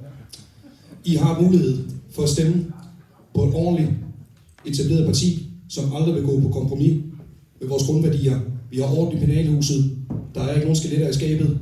Det kunne være på tide, at der kommer nogle nye øjne at kigge, når vi nu gang på gang havner sidst på diverse lister. Jeg anklager ikke nogen, men vi er bare nødt til at konstatere, det er sådan, det er. Jeg håber på, at vi kan få større ambitioner. Jeg drømmer om, at vi når hen på vores nomineringsspørgsmål til, at vi kan stille os selv spørgsmål. Skulle vi til at have fleksible åbningstider? Det gør sådan, at folk kunne have flere jobmuligheder, eventuelt. Og så vil mit helt store ønske være, at den her periode, det skal være perioden, hvor vi ikke lægger nummer chok i så mange diverse undersøgelser, som der er. Jeg håber, I vil give os chancen, og hvis ikke, så lov mig at gå ned og bruge jeres stemme for vores allesammens demokratis skyld. Tusind tak for i aften. Jeg vil starte med at sige tak for invitationen. Tak til jer arrangører. Det er et kæmpe stykke arbejde, I har lavet. Tak for alle spørgsmålene, og især den første, der åbnede ballet. Det var både modigt og et rigtig vigtigt spørgsmål. Og tak for debatten til de gode kandidater, der sidder her. Og noget af det allervigtigste, jeg tror, jeg gerne vil sige, det er, husk at gå ned og stemme på tirsdag. Både til kommunal og region og til seniorvalget. Altså dem af jer, der kan, selvfølgelig. Det er noget af det vigtigste, vi har i vores demokrati, nemlig at vi kan få lov at påvirke det, fordi vi har stemmeret. Det er ikke alle steder, man har det. Så det synes jeg, vi skal huske. Og så vil jeg bare sige også, som jeg indledte med at sige, Egedal Kommune er en dejlig kommune. Det synes jeg i hvert fald. Jeg synes også, at Ganløse er helt unik i forhold til det at være et lille bysamfund. Og så tror jeg bare, at jeg vil slutte af med at sige, at jeg har kæmpe stor respekt for alle de gode folk landet rundt, der stiller op den 18. november. Det er ikke altid nemt. Det kan også være lidt hårdt, men det skal både være sjovt og konstruktivt. Så derfor held og lykke til jer alle sammen den 18. november.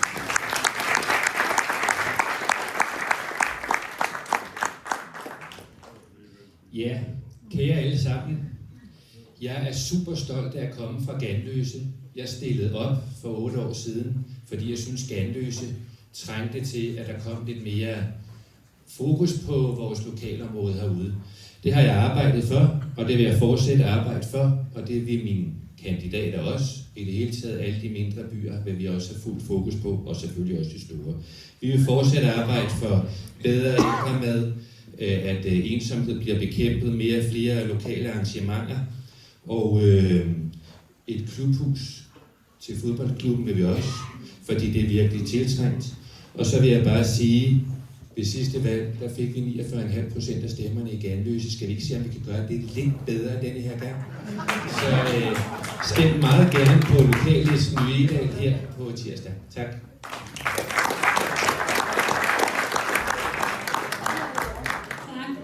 Der er masser at tage fat på for det nye byråd, som starter 1. januar. Hvis du spørger mig og Radikale Venstre, så er en af de største udfordringer, vi har lige nu, det er vores børn og unge. Det er vores børn og unge. Det er der, vi skal investere. Den unge mand nede bag, han startede faktisk hele samtalen omkring de unge mennesker og børn med særlige behov. Vi skal finde penge til at investere i den her. Vi kan ikke gøre det selv i kommunerne. Vi skal have fat i Christiansborg. Dem af os, der har partier på Christiansborg, skal vi fat i dem. Vi har fundet en finansiering i Radikale Venstre, og vi går hårdt på i forhold til at få arbejde med de her problematikker. Hvorfor er der nogen, der griner? Ja. Så børn og unge er det andet vigtigt. Så var jeg lidt inde på i forhold til ledelse, både på rådhuset, men også i byrådet. Vi har brug for at arbejde med nogle ting. Vi har brug for at komme tættere på vores borgere. Vi har brug for at få en uvildig borgerrådgiver. Vi har også brug for, at vores medarbejdere får mere talefrihed, og det er blandt andet en anonym whistleblower-ordning. Så der er rigtig mange ting, vi skal i gang med 1. januar. Jeg tror, jeg kommer til at sige til nogle af de nye her i sidste uge, I kommer til at blive skuffet, når I kommer ind. For det er et benhårdt arbejde, og det tager lang tid at komme igennem med sine ting. Tak for det, tak for i dag. Jeg vil også gerne sige tak for invitationen, og tak for det store fremmøde. Jeg vil også sige tak til alle kandidaterne her, i det hele taget alle de kandidater, der stiller op. Det bliver godt nok lidt af en gyser på tirsdag. Så jeg håber, at I alle sammen går ned og bruger jeres demokratiske ret og får stemt. I det konservative, så ser vi jo selvfølgelig helst, at I stemmer på os. Vi har nogle kontakter ind til borgen, så der vi kan hjælpe med for eksempel en transportkorridor, som vi gerne vil have flyttet. Vi vil også rigtig gerne have, det gode samarbejde skal bredes ud i byrådet. Og så vil vi også fra konservativ side værne om vores landsbyer. Det er et stort fokusområde for os. Tak for ordet.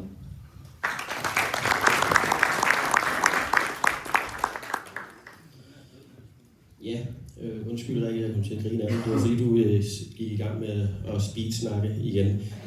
Så beklager, det var ikke for at håne dig eller noget som helst. Hvad skal man bruge for at kunne udvikle en kommune? Det er jo penge, og det er jo det, der er snakket meget om, og der er rigtig mange gode idéer til, hvordan der var ledes. Der blev lige nævnt, at der er rigtig meget erhverv i Ballerup, og det er også rigtig godt. Det er bare ikke rigtig nogen penge, der ender i Egedals kommunekasse. Så hvis vi gerne vil styrke vores økonomi, så vil det være en rigtig god idé, at vi får skabt noget mere erhverv, som kan give nogle penge i kassen. Så vi rent faktisk har mulighed for at udvikle alle de fantastiske idéer, som der er rundt om bordet her. Om det er klima eller fritidsområdet, fordi fritidsområdet er virkelig noget, der har været forsømt i mange år, og det er bare trist i sin helhed, fordi det er vigtigt at komme ud og bevæge sig, og komme ud og være sammen med andre mennesker, og være en del af fællesskabet. Og så kan jeg se, at tiden er ved at løbe ud. Jeg tænker egentlig, prøv noget nyt, stem på Dansk Folkeparti. Tak for i dag. Jeg kan sige, at hvis jeg bliver valgt til byrådet, så lover jeg at forberede mig så ordentligt på de sager, som jeg skal sætte mig ind i. Jeg lover at gøre det faktabaseret, ordentligt. Jeg lover at tænke langsigtet. Jeg lover at lave nogle ordentlige planer, sådan at Egedal kan blive et endnu bedre sted. Jeg synes, det er et dejligt sted. Så godt valg, og håber, I alle sammen kommer ned og stemmer.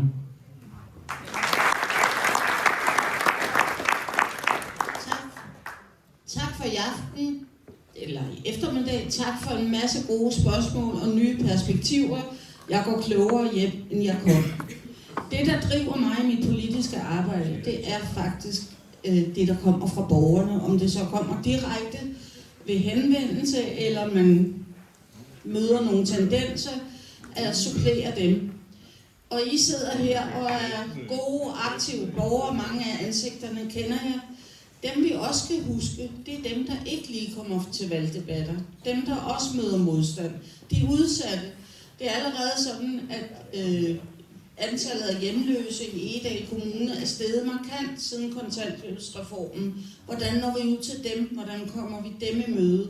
Der lægger jeg i hvert fald et stort stykke arbejde i at understøtte, hvor jeg kan. Men nogle gange er man jo magtesløs som lokalpolitiker, fordi beslutningerne ligger et andet sted.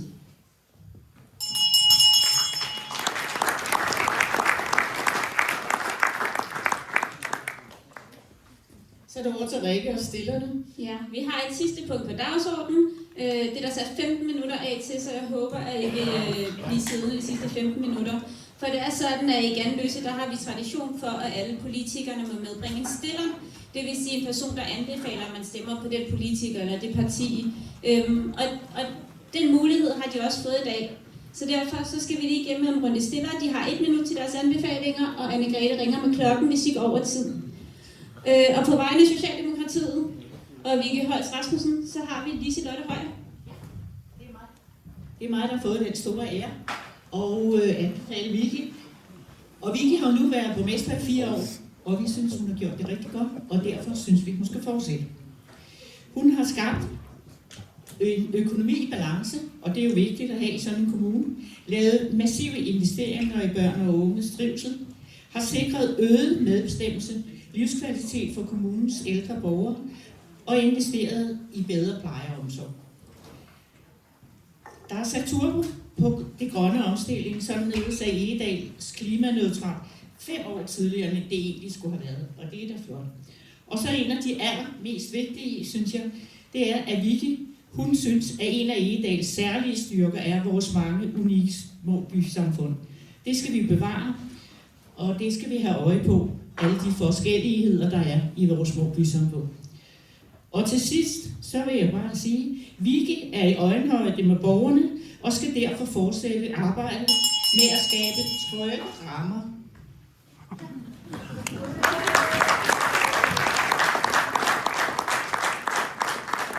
Og på vegne af Radikale Venstre, Rikke Mortensen, Stefan Gruppe. Ja, og jeg kan sige, at den her rækkefølge, den er efter partibogstavet, så hvis I allerede ved nu, at I skal anbefale konservative, så kan I lige markere, for så ved jeg, hvor I er. Ja, tak. Jeg hedder Stefan Gruppe, og efter nu 16 års samarbejde med Rikke Mortensen, så kan jeg sige, at Rikke, hun prioriterer der, hvor det betyder noget for mennesker, og ikke der, hvor det er lettest politisk. Så lad os tage Ganløse, mens andre løber rundt og beslutter elitehåndboldhaller i Ølstykke, så insisterer Rikke på, at det faktisk er et klubhus i Ganløse, som burde prioriteres. Det er der, behovet er, og det har været der længe. Så er der Vigertorp. Den blev solgt til højstbydende, men Rikke arbejdede ihærdigt på, at spejderne skulle have chancen. For Rikke, så er politik noget med at styrke det lokale, og ikke at gøre developerne glade. Det er det, der er forskellen på symbolpolitik og på reel politisk ledelse. Rikke? Tak. Så har vi på vegne af det konservative Folkeparti og Birgitte Nørgaard Kofod, Christine Sløjberg. Tak for det, kære alle. Jeg vil gerne anbefale vores konservative spidskandidat, Birgitte Nørgaard Kofod. Birgitte, hun er en af de mest vidende og velovervejende politikere, jeg kender. Hun går aldrig ind i en sag uden at have sat sig ordentligt i den, og hun går aldrig ud af en dør, et rum, uden at have forhandlet grundigt. Og hun går aldrig ud af et rum, uden at have forsøgt at samle folk. Birgitte, hun er ikke en politiker, der råber højt. Det har hun heller ikke brug for. Til gengæld har hun en helt særlig evne til at skabe samarbejde på tværs. Hun forhandler med både fasthed og fairness, og hun står altid på et fundament, altså anstændighed, ordentlighed og ansvarlighed. Det er præcis den tilgang, hun har, og det er præcis det, som Egedal har brug for. Efter den seneste byrådsperiode, hvor der har været spredt af spillet og manglende samarbejdsevner. Hun kommer fra Ledøje og forstår, hvordan landsbyerne, hvilke særlige vilkår, der gør sig gældende derude. Men hun har samtidig også et blik for de større byer.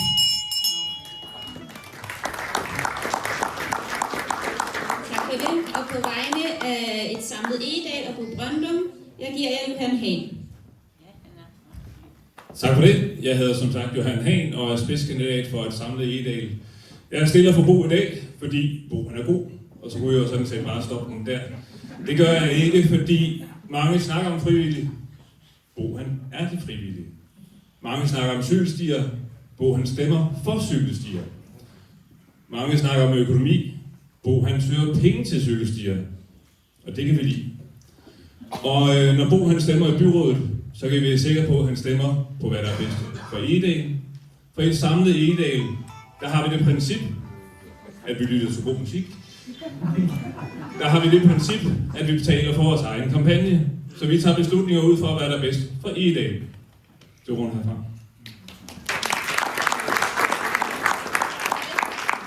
Og på vegne af Socialistisk Folkeparti og Helle Nielsen, der har vi Jens Skov.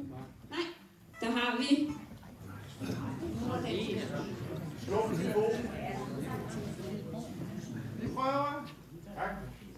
Jeg hedder Peter Hansen. Jeg har i fjern fortid været medlem af byrådet i 32 år i Stenløse og Egedal. Og jeg har haft lejlighed til at følge den kandidat, som helt suverænt er den, der har bedst gennemslagskraft. Og det er Helle Nielsen, der sidder deroppe. Hun har en fremragende evne til at holde fast i en sag og gennemføre den. Jeg har også fulgt hende, fordi jeg har været medlem af Danmarks Naturfredningsforening. At følge Helle der har været imponerende.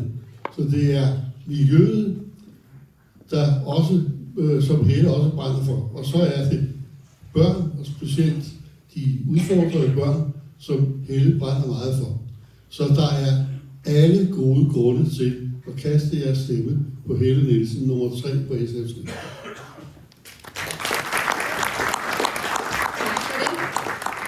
På vegne af Liberal Alliance og Martin Hjort Wendling, Edith Tengstrup.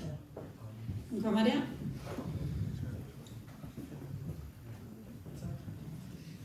Det skulle egentlig have været min kæreste, der stod her. Han er ved at skifte over til vinterdæk, og han bor lige her i Ganløse. Så jeg kender Ganløses morgentrafik og aftentrafik og alt det andet. Jeg vil gerne anbefale Martin Hjort. Martin Hjort har jeg kendt siden dengang jeg var ung, fordi vi har været politisk aktive sammen i rigtig mange år. Vi kæmper i Liberal Alliance for kernevelfærd, for gode skoler, så vores børn de bliver glade og dygtige i skolen, for en god ældre velfærd, og så kæmper vi simpelthen for, at vi har et godt miljø her i vores kommune.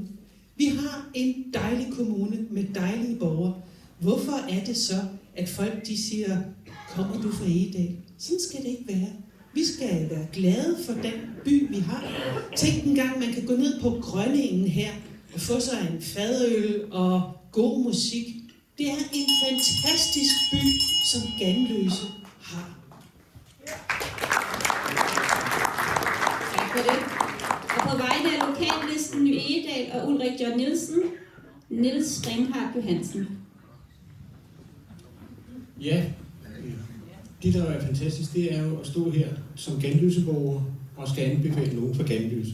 Nu synes jeg, der er kommet rigtig mange udefra, der skal anbefale nogen, der måske kommer fra Ganløse. Men lad det nu være. Jeg synes, I skal stemme lokalt. Jeg synes, I skal tage fat i og huske på, hvor meget Ulrik har gjort for byen. At vi pludselig er kommet på landkortet igen. Og vi vil gerne stå for grundighed, ordentlighed, lytte til borgerne, og også de faglige dygtige, de medarbejdere, vi har ude i administrationen, ude på skolerne, ude på daginstitutionerne. Og vi har i lokallisten her fra Ganløse, ud over en ungkald, eller ikke en ungkald, men en ungkald, altså midt imellem, så har vi også Tobias, som er den unge, og jeg er så den lidt ældre, erfarne, er godt nok blevet folkepensionist, men arbejder stadigvæk fuld tid. Så der er rigeligt at stemme på, og der er gode kandidater, og jeg vil sige, der har ikke været noget larm i byrådet, efter jeg kom ind den 1. april.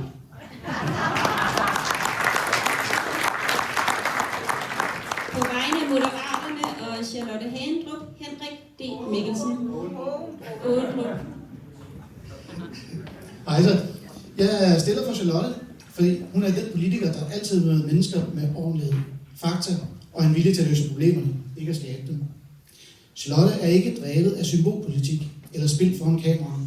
Hun er drevet af at få ting til at virke i virkeligheden, for Ganløse, for de små lokalsamfund og for hele Egedal. Hun lytter, hun samarbejder, og hun er ikke bange for at tage ansvar, når det gælder. De sidste år har hun været en af dem, der faktisk har skabt resultater og fået ting igennem, også når det er svært. Moderaterne er et nyt parti i Egedal, men Charlottes erfaring, hendes jordnære tilgang og hendes kompromisløse fokus på ordentlighed gør, at vi kan levere stabile løsninger, der kommer alle vores lokalsamfund til gode. Jeg er selv ny kandidat, og det er noget, der kommer mig til gode. Jeg har oplevet en støtte og en ordentlighed, og simpelthen en engagement, der er uden lige fra hende. Derfor så er jeg en stiller for hendes kandidatur, og jeg håber, at I vil give jer stemme til Moderaterne og til Charlotte Hagendrup.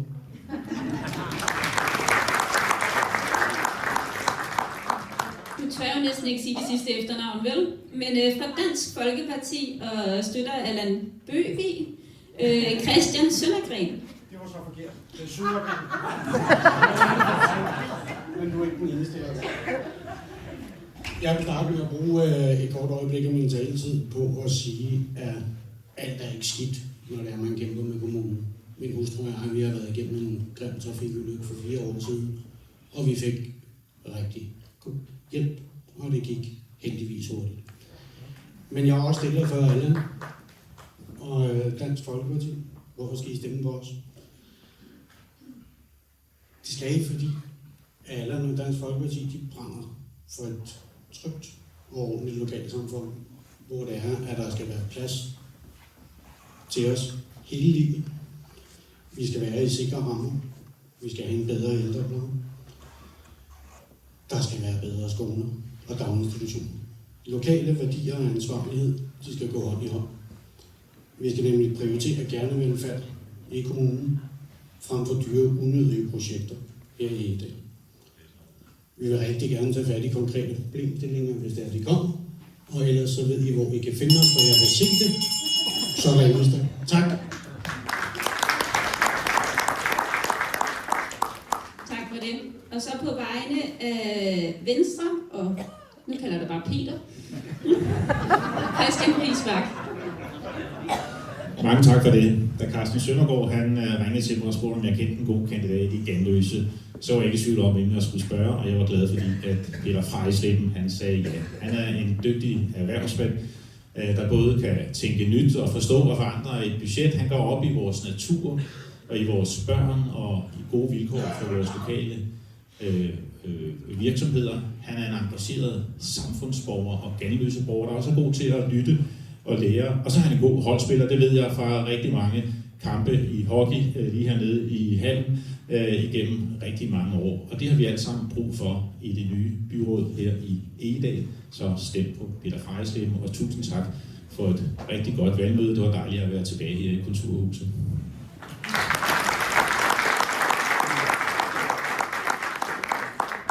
Og på vegne af Danmarksdemokraterne og Christian Lars Nielsen. Jeg anbefaler, at man stemmer på Christian Skovbo Hansen. Danmarksdemokraterne er et nyt parti, sidder ikke i byrådet på nuværende tidspunkt, så vi kan ikke sige så meget om, hvordan klima og så videre er der nu. Christian han er en ildsjæl, der kæmper for der vil kæmpe for hele kommunen, også for yderområderne, som også er en del af partiets DNA. Christian snakker med alle, der har lyst til at snakke med ham, og derudover så har han selv sagt det meste. Så han vender aldrig ryggen til nogen, og som vi jo godt kan fornemme, så skal der ske noget nyt i vores kommune. Hvis man stemmer på det samme, får man det samme. Derfor vil en stemme på Christian fra Danmarksdemokraterne være et godt valg for fremtiden i Egedal og et frisk pust i byrådet. Tak.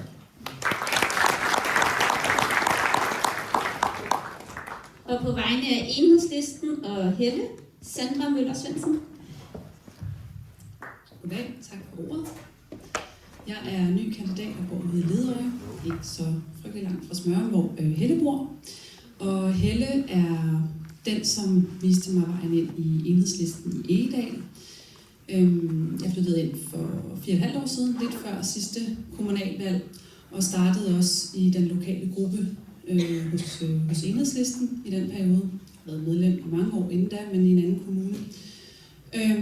Helle står for mig for ordentlighed. Helle er meget dygtig til at tale med alle, og jeg er vældig tryg ved at stå som nummer 2 lige bag Helle, og måske komme ind med sådan en dygtig lærermester. Så jeg tænker, I trygt kan stemme på Helle. Og noget af det allervigtigste, vi skal have prioriteret i kommende byrådsperiode, det er børn og trivsel. Det vil kræve en anden sammensætning af det byråd, vi lige har haft. Så det kan man jo tænke over. Og så aftenens sidste stiller, og det er på vegne af Seniorrådet og Liselotte Højer, Lone Lunding.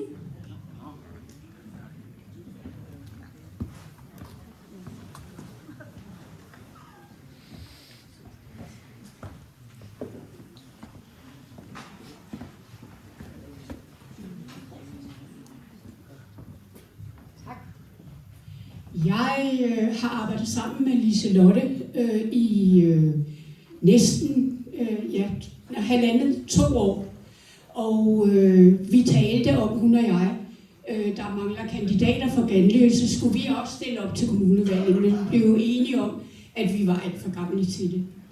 Jeg har haft et utroligt godt samarbejde med Liselotte, og jeg kan meget varmt anbefale, at I stemmer på Liselotte.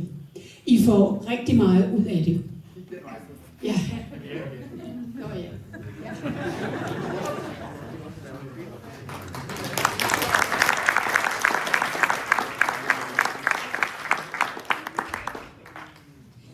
Det var den sidste stiller for i aften, og så er vi nået til Ganløse Bylovs formand, Niels, der lige vil runde af.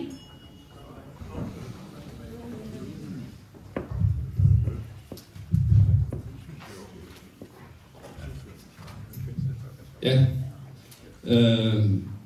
På Ganløse Bylovs vegne vil jeg sige tusind tak for en rigtig god eftermiddag, fyldt med engagement, gode spørgsmål og en levende debat. Det er netop sådan nogle møder, der minder os om, at demokratiet lever, fordi mennesker mødes, udveksler synspunkter og lytter til hinanden. Til jer politikere, som sidder bag ved mig nu, tak for jeres åbenhed, jeres tid og jeres vilje til at tage borgernes spørgsmål alvorligt. Det er tydeligt, at I brænder for jeres sager, og I har ønsker om at skabe en reel dialog i eftermiddag. Og til jer i salen, stor tak for jeres spørgelyst, jeres mod til at stille kritiske spørgsmål. Ikke mindst den unge mand, der startede på spørgerunden. Og også for jeres respekt for hinandens synspunkter. Det er den slags engagement, der gør en forskel, både lokalt og i større fællesskab. Uanset hvor man står politisk, har denne eftermiddag vist, at vi deler et fælles ønske om at skabe et stærkt, trygt og levende samfund, hvor alle stemmer bliver hørt. Lad os selv tage den energi og det engagement med os videre ud i hverdagen, ud i samtalerne med naboen, og selvfølgelig ind i stemmeboksen på tirsdag. Jeg vil lige sige tak til Bjarne, som assisteret af Julia har livestreamet mødet her, og som også har sørget for at sætte lydanlæg op og få lyden til at fungere, bortset fra et par små batteriudfald indimellem. Tak for det.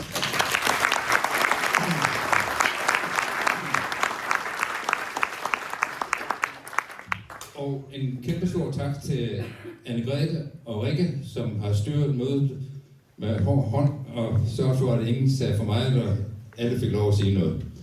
En stor tak til dem.